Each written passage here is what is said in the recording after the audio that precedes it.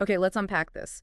What if I told you that just by not eating, you could sort of ignite this silent, really powerful revolution deep inside your gut? It sounds a bit counterintuitive, doesn't it? It really does. But picture this. Trillions, literally trillions of microscopic organisms inside you, all kind of vying for dominance. Mm-hmm. And new research, really groundbreaking stuff, is showing that fasting isn't just about, weight loss or giving your digestion a break. Right. It actively triggers this radical shift in your gut environment. When food gets scarce, a lot of the common bacteria, they falter. They struggle. Yeah, but then these specific specialized microbes, they actually seize the moment. They take over, and that can fundamentally reshape your health from the inside out. And what's fascinating here is how these tiny organisms, instead of just, fading away, actually see it as this opportunity. They thrive. They seize control. It's not just a random response. It's more like an orchestrated internal power shift. Yeah. So in this deep dive, we're going to uncover exactly which key microbial players get sort of promoted during fasting Okay. and how their dominance can boost everything: your metabolism, your immunity, maybe even longevity. It's a fresh way to look at wellness, tapping into your body's own inherent wisdom. Okay, so let's zoom in on that. Picture your gut microbiome, right? Think of it like a super vibrant rainforest. Great analogy. Yeah, in its ideal state, it's just teeming with all these different species, and they all have unique jobs. Some digest fiber. It's the tough stuff. Exactly. Others are making essential vitamins your body can't make on its own. And a lot of them are actually training your immune system, like teaching it what's friend and what's foe. Crucial job. Absolutely. So in this internal rainforest, balance is, well, it's everything. It's key. But here's the problem, right? If we connect this to the bigger picture, Mm-hmm. the modern lifestyle. Right. Yeah. Constant snacking, loads of processed foods, high in sugar, unhealthy fats, and, chronic stress. It's essentially laying siege to this delicate ecosystem. Laying siege. That sounds pretty dramatic. Well, it kind of is. When you're always in digestion mode, there's this constant flood of easy fuel, simple sugars, mostly. Yeah. And that unfortunately favors the fast-growing bacteria, the ones that ferment those simple sugars really quickly. They multiply like crazy. And crowd out the others. Exactly. They crowd out the beneficial species, the ones that love fiber, the ones we really need for long-term gut health. And over time, this leads to what we call dysbiosis. Dysbiosis. Yeah, it's basically a significant loss of diversity. Imagine that vibrant rainforest being stripped bare, leaving just like a field overrun with a few types of weeds. Not a pretty picture. No. And the consequences for you, the listener, are very real. Things like chronic bloating, IBS symptoms, maybe weaker immunity, definitely inflammation, insulin resistance, even affecting your mood. Wow, it connects to so much. It really does. Yeah. So this raises an important question. What if just adding probiotics, throwing more seeds on barren ground isn't enough? What if the solution, maybe, lies in subtraction? Using something like fasting to actually reset this fragile balance. Okay, so fasting is the reset button. How does that actually work, like specifically? Well, when you fast, especially for, say, 16 hours or more, you fundamentally change the whole game in your gut. The rules change. Completely. That constant influx of sugar and easy carbs, it just stops. Right.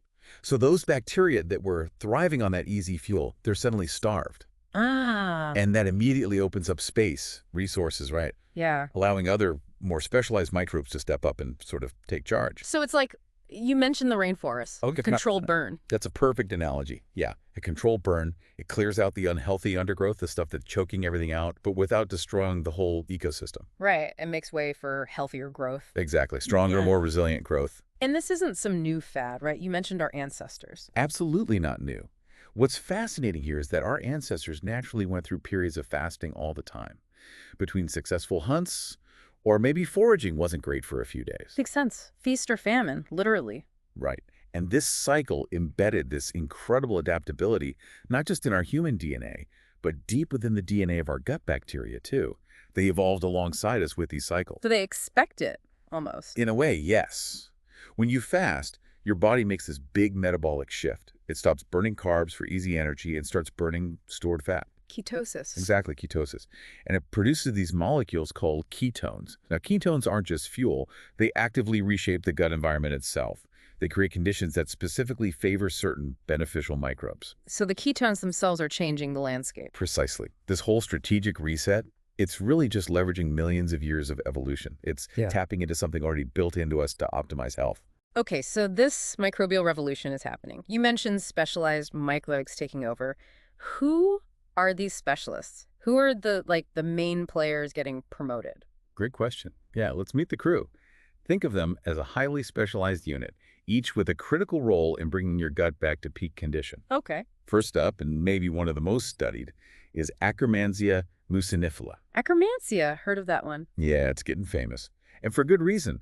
This microbe doesn't just survive when food is scarce, it actually thrives by consuming the mucus lining of your gut. Wait, it eats the lining? Isn't that bad? You'd think so. Uh, But here's the genius part.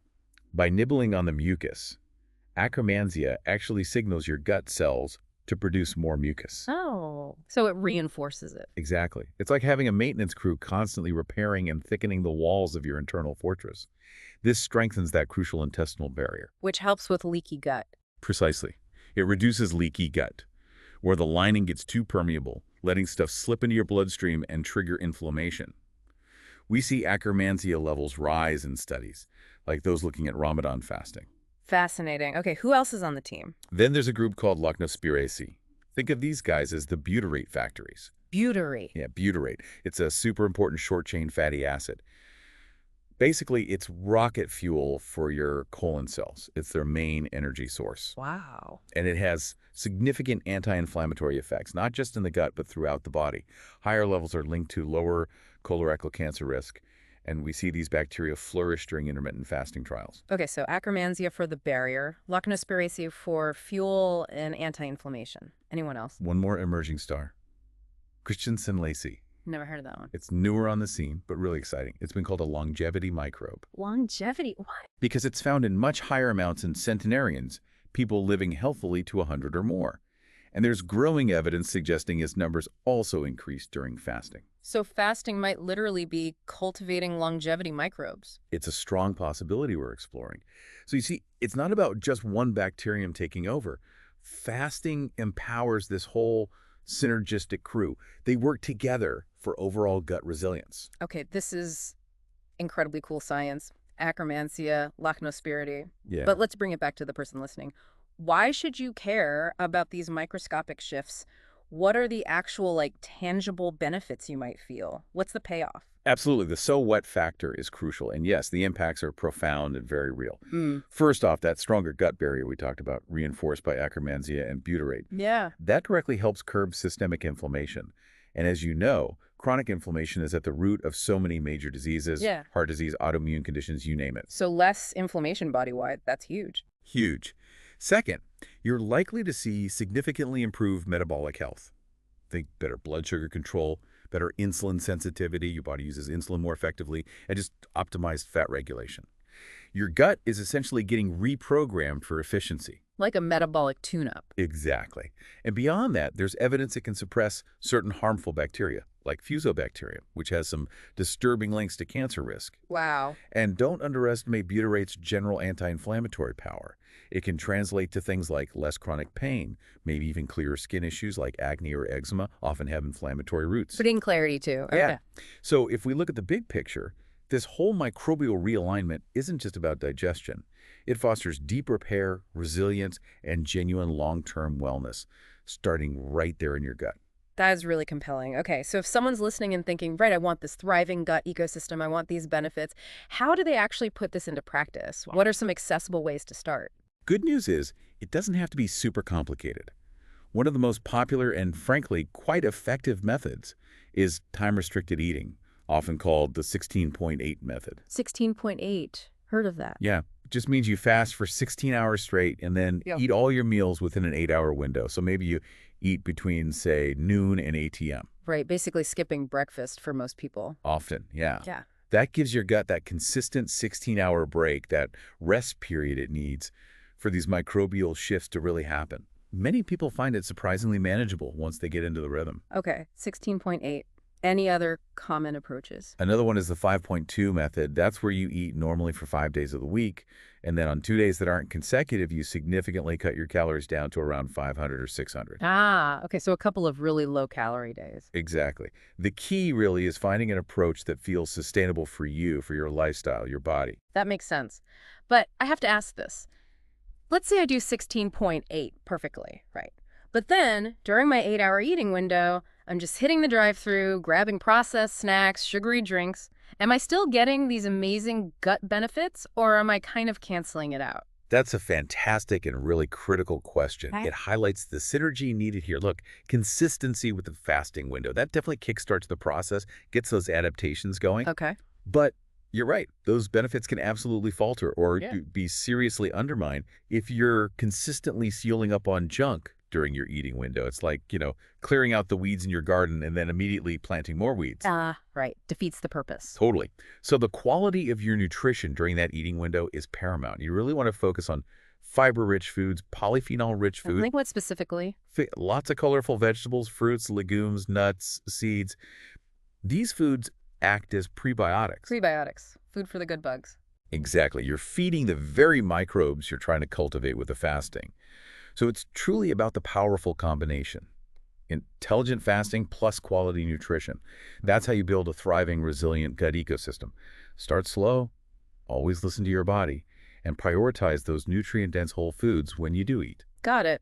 So the idea that simply not eating can spark such a deep internal change, leading to these specialists like Akkermansia and Lactobacillus, basically leading a gut reset, Yeah. strengthening barriers, fighting inflammation, boosting health. It really is like this powerful alliance forming inside you. It is. It flips the script, doesn't it? It's not about deprivation. It's about deep restoration, working with your biology for healing. Absolutely. If we connect this to the bigger picture, just imagine the level of control and, frankly, healing potential you unlock. Just by leveraging your body's own innate wisdom. This amazing evolutionary tool is just built right in, waiting for us to use it intelligently. You really can help steer this internal battle and make a profound difference in your health. And speaking of transforming your health and expanding your knowledge, for more incredible insights, just like this deep dive we did today, you should definitely visit Mind Expansion Daily. You'll find just a wealth of information there to keep you well informed on all sorts of fascinating topics. And hey, while you're there, please do like and subscribe to Mind Expansion Daily. It helps them keep bringing out fantastic content like this. It really all starts with you taking that first step.